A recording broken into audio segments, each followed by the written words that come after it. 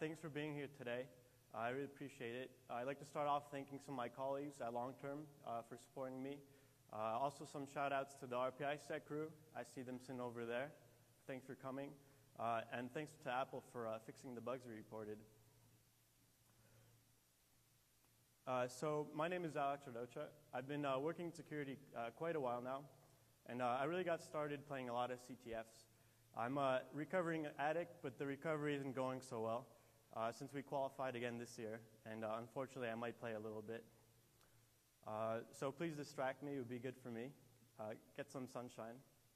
And I really enjoy CTFs because you get a lot of hands-on experience. So it's one thing to learn about it in class, but it's another thing to go and actually try to write an exploit. And usually you learn a lot just failing and making a lot of mistakes. And another thing that I love about Black Hat is we're here to celebrate a lot of mistakes. So defense is hard, and if you only work in offense, sometimes you don't see that. But I do love a good bug, and that's what this talk is about. So what is iCloud Keychain? iCloud Keychain is secret syncing and recovery in the cloud. That's kind of hard to pull off if you think about it, because you're talking about some very sensitive material going on servers that are maybe not even in control of your own company. Because when you talk about the cloud nowadays, many of the large companies, they want redundancy, so they go to different providers. So how do you exchange secrets on other people's machines, which is what iCloud Keychain is doing. So iCloud Keychain was designed to be highly secure, very strong end-to-end cryptography, and we'll go more into detail about what that means. What is end-to-end cryptography? And is it too strong nowadays, according to some law enforcement? And it's designed to be resilient, even if a server is backdoored or there's a rogue employer, someone manages to break in. And it's also resilient when someone has their iCloud password compromised. Back in 2016, we saw something like 300 million credentials get leaked, and all the hacks weren't in 2016. They're happening in like 2012, 2013 with like LinkedIn, MySpace, Tumblr. In 2016, they surfaced to the public, so the average teenager all of a sudden had access to 300 million passwords, some of which would presumably work with iCloud. But Keychain was designed to be strong even if someone has your iCloud password, because you need an additional device or an additional password besides that to actually get in. And we found some bugs that we're going to celebrate here today that are now fixed. And we're going to talk about Keychain Sync in detail. There is a white paper. There was a talk last year at Black Hat that covered some of it. But the details of the protocol, even though the code is open source, are not really well known. So in this talk, we talk a little bit about them and try to bring light to how some of it works to the best of our abilities. And this is not the first presentation about iCloud Keychain. There have been some in the past. In 2014, Andrei Blenko focused on the recovery mechanism for a forensics company doing data recovery. There's also a talk last year. It provides a great overview of how Keychain works. And then earlier this year, Elcomsoft, also focusing on data recovery, did a presentation on whether or not the two-factor auth accounts are secure or not with iCloud Keychain. And the security guide is a great reference as well. When looking at crypto bugs, there's a quote that always inspires me with a nice picture of Robert Morris Sr. and his beard. So Robert Morris Sr. is the father of Robert Morris Jr., who wrote the Morris Worm. And he was a cryptanalyst at one point or another. And I don't know too much about all he did, but I hear he was pretty good at it. And he says that when you're talking about signals and information, you should really assume that your adversary will not stop at any limits. So you should really go all out and defend something against all feasible threats when you're building a system. And when you're talking about end-to-end crypto, you're kind of talking about that sort of system where you're really trying to defend against a lot of different threats. And iCloud Keychain has two major features associated with it.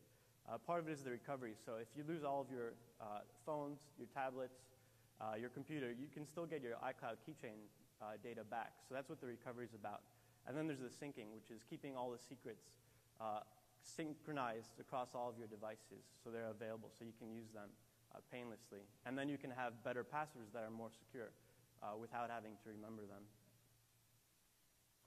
So the recovery is based on an HSM escrow system. The HSM is there to prevent brute force attacks and kind of people accessing the data too much, trying to pull off different schemes. There's also SMS verification. It seems there have been some problems in general with SMS. Now that two-factor is becoming very popular, attackers have been looking at SMS, but it's still a good additional measure because it increases the cost of an attack. And then in addition to the Apple ID password for getting to Keychain Sync, there can be an additional password that's needed for recovery. So when you set up, there's something called an iCloud security code that's separate from your Apple ID and separate from your device passcode. However, if you have two-factor auth, there is a device passcode, and this is what the Elcomsoft talk, Hack in the Box, went into depth about. And then you think, okay, well, I have these additional passwords, but I'm still sending them to Apple, right? So how secure can that be? Well, it's actually not so bad because you do something known as SRP, which uses some hashing and some exponentiation so that you don't actually reveal your password to those back-end services. You kind of do a proof of work that you know the right password. And then you'll get access to something that you can decrypt locally. So it's pretty good. Recovery, though, is not what we'll be focusing on. We're mostly going to be focusing on the syncing feature. So syncing all of your secrets to all your devices using the cloud, also known as someone else's computer. And doing it with end-to-end encryption, so it doesn't matter whether it's China Telecom or Amazon or Google Cloud or whoever's hosting, because they're just serving as a conduit. They won't have access to that data unless they have access to your devices as well. And it's about building up a circle of trust in your devices. We're going to talk about the protocol that's there and what that looks like. And part of syncing is also about how does someone join the circle of trust and what does that approval look like, and we'll talk about that. And there are two sort of protocols involved. So the circle thing, it's not like a real protocol that's documented, but if you read the documentation and the code, it's building blocks for doing this kind of stuff. So secure object sync circle, I'll just call it circle, SOS circle. I'm going to call it a protocol. Maybe it's not a protocol, but for our purposes it will be. And then there's OTR. Anyone here heard of OTR before, off the record? Do you guys know it was an iCloud Keychain Sync? So this wasn't very well documented in the white paper. There's no occurrences of OTR. And we reached out to Ian Goldberg, and I think he was quite happy to see it was there, but he also didn't know it was there. So it's open source code, but as far as we know, we're the first ones talking about this. So the protocol's still a little bit underexplored, I would say, for researchers. And let's talk about the circle part. Somewhere in the cloud, there's a blob of data that holds signatures from all the different devices. This is a signed syncing circle, and devices also get a local copy. And that's a circle of trust that we're talking about. And the protocol is about how people can join the circle. You can have an approving device approve and add you in, or you can also join it if you have that iCloud security code, or if you have two-factor auth, a device passcode. So it's also about how that works. And the math that's involved for the signatures here is 256-bit ECDSA on SecP256R1. So I'm not particularly a cryptographer. I'm more of a code breaker. But to understand what this curve is, it's a NIST curve. Bitcoin uses SecP256K1, and SecP256R1 is the one DJ Bernstein doesn't like so much, but it's fundamental to the security of the internet. It's used in TLS and lots of other places. So it's a very, very standard algorithm. How does Circle work? How does somebody join a Circle? So when someone first sets up an iCloud account and they turn this on, a Circle is created. And what's in the Circle? So you have peer information that has information like the computer name, the version of the protocol that device uses, and an identity key, the public key. The private key stays on the device. And then there's a signature for this peer info, and then they create the Circle, and the Circle is signed not only with the identity key, but also the user's current iCloud password. Now, if a second device wants to join, they make a request to join the Circle. And it includes the identity key of the new device, and it's also signed with that Apple ID password. The first device will get a notification, and the user will manually approve it, and then they'll update the Circle and say, okay, the second device is now also part of the Circle, and it will be signed. And when devices join like this, there's some automatic countersigning that can happen. So the other devices, if they see that appear that they already trust, has signed something, they will automatically sign it as well without having to do another user notification to each device, because that would be a nightmare.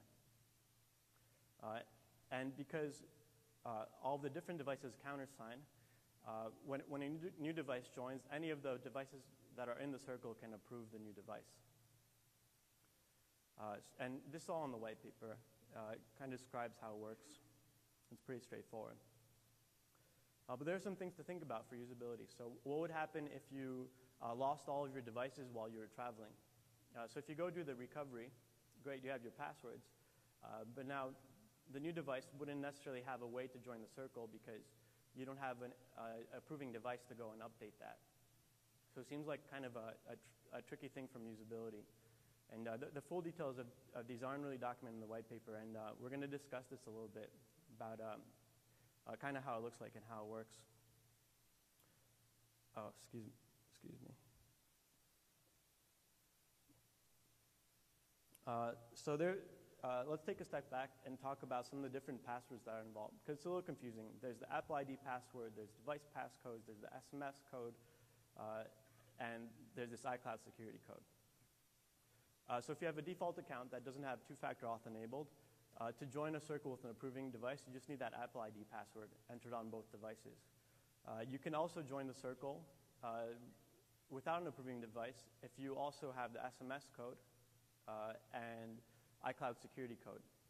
So it is possible to join on a new phone without device approval.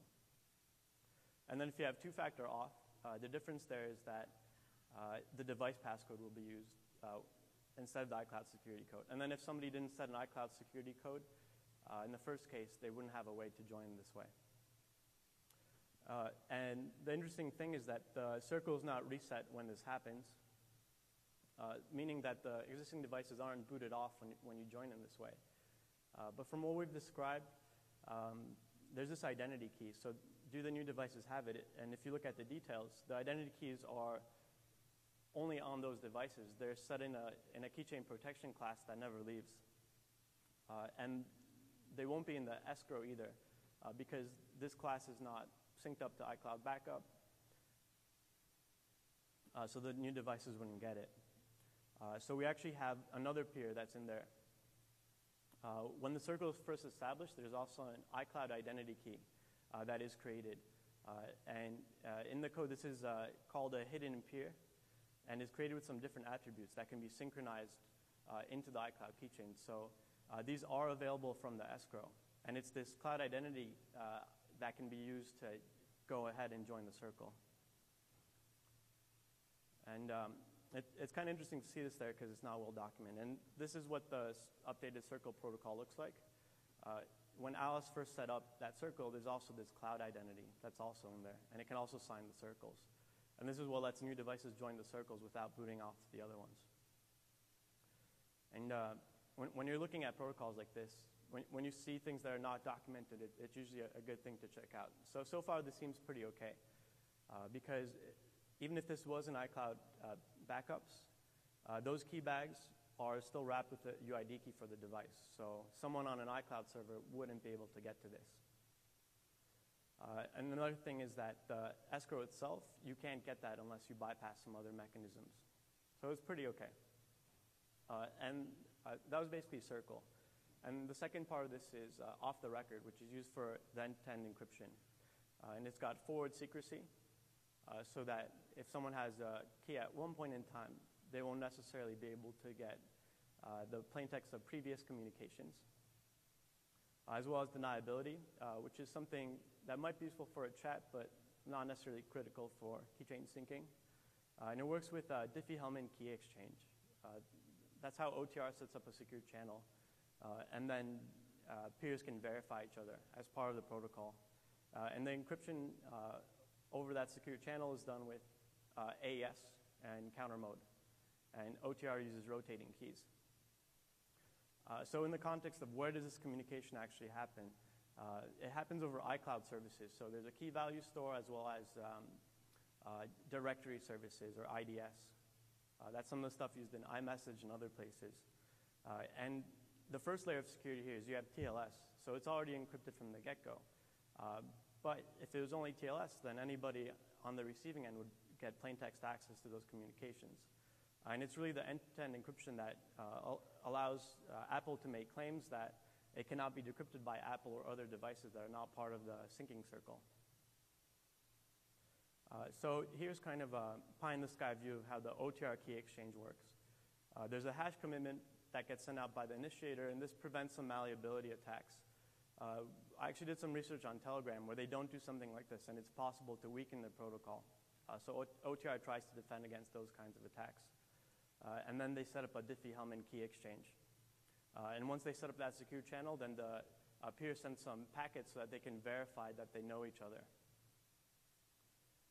And the peers verify each other with those identity keys that are in that circle. And once they've done this, they have this secure channel now, and they can start exchanging secrets, and they can exchange passcode. They can exchange password material. So iCloud Keychain has Wi-Fi passwords, credit card numbers, that kind of stuff. And one thing about OTR, a long-standing feature, is they really want group chat. So some of the new protocols out there, like Signal, they have group chat support for encryption. OTR doesn't have that. It's peer-to-peer. Direct, one peer talks to another. There's no shared key across all the devices.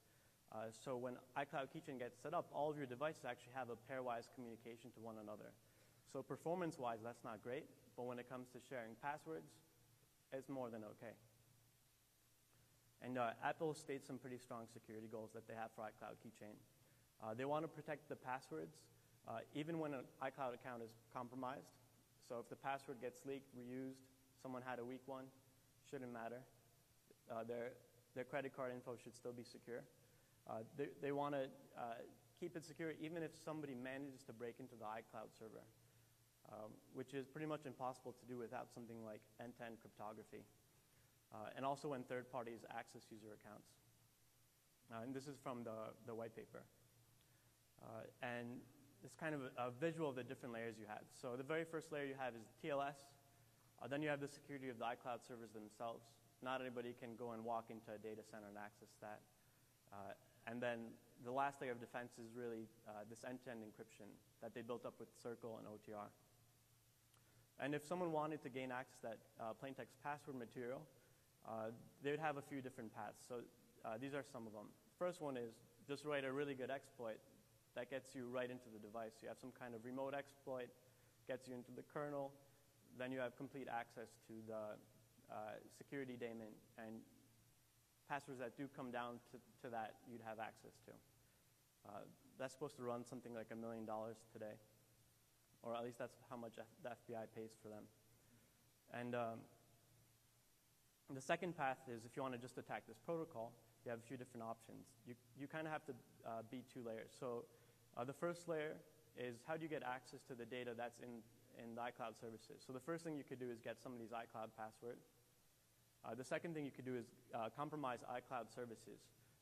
So rogue employee, rogue data center, it's the cloud. And the third one is if you had access to TLS, then you would basically get access to that first layer. But now you still have the end-to-end encryption that you got to defeat. So then you need some kind of flaw in the OTR protocol or the Circle setup if you can somehow get a device approved without a user notification, or maybe phish someone if it comes down to that.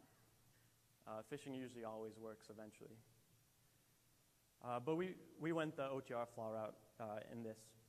So we found a cryptographic failure in OTR. So it's not the open source OTR that you would have if you go to like libOTR. This is a custom implementation from Apple, but it is open source, so you can check it out. And we found a flaw there, and we also found a memory corruption flaw.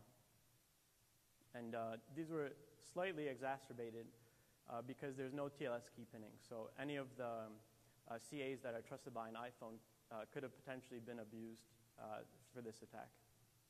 And the OTR failure was in the signature verification.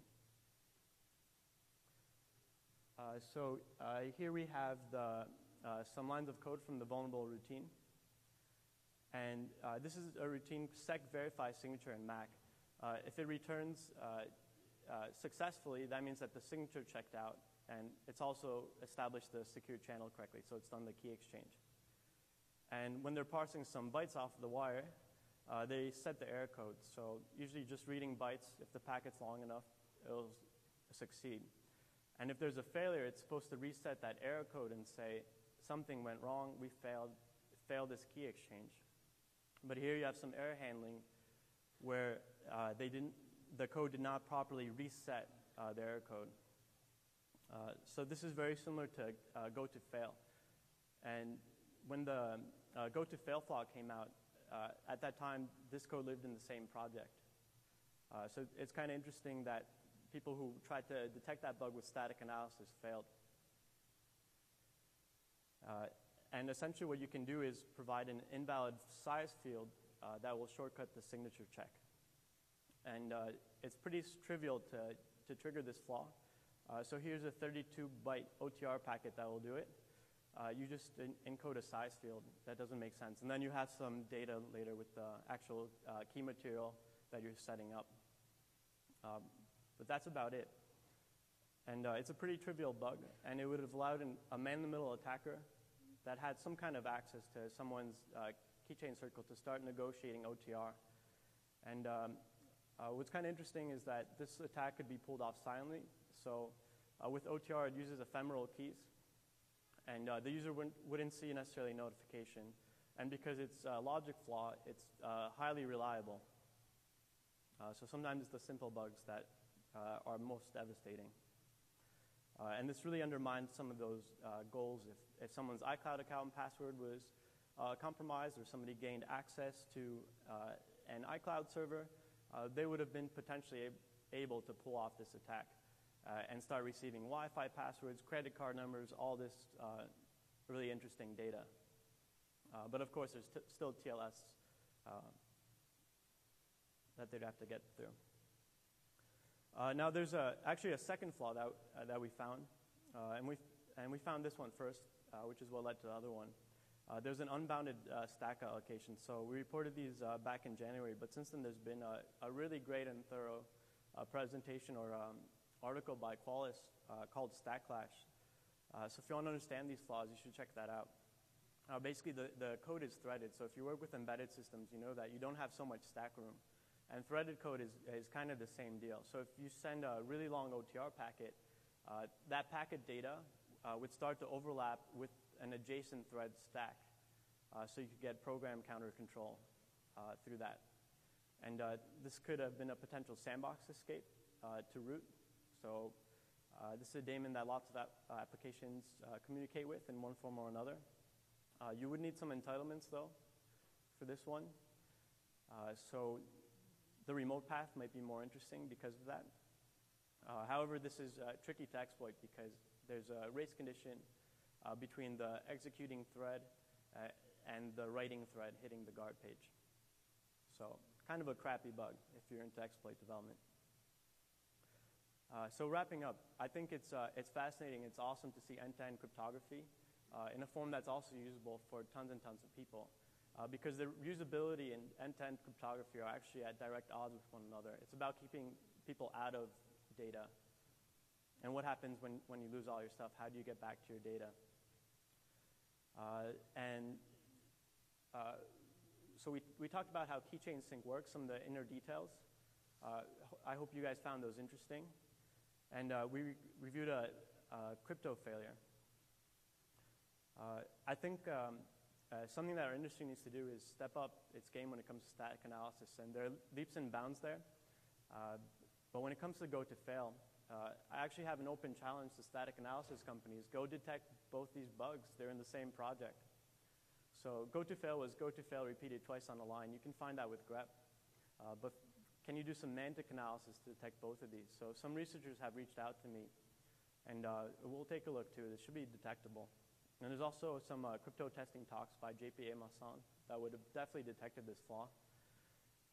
Another thing for Apple, I don't think the documentation is sufficient here for researchers.